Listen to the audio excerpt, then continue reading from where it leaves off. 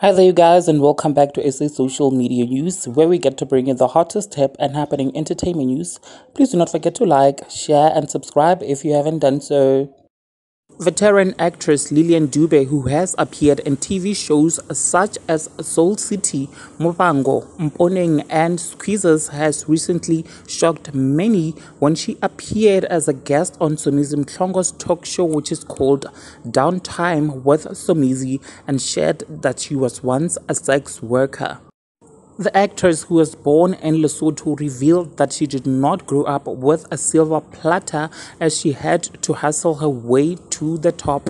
She told Somizi this: "I am a girl from Lesotho. I have had so many jobs. I have been a domestic worker, a nurse aide, a tea girl. When you speak about prostitutes, I have been that. The children must eat and I must survive. I have done anything for survival, but by the grace of God, I am now the most respected and loved actress."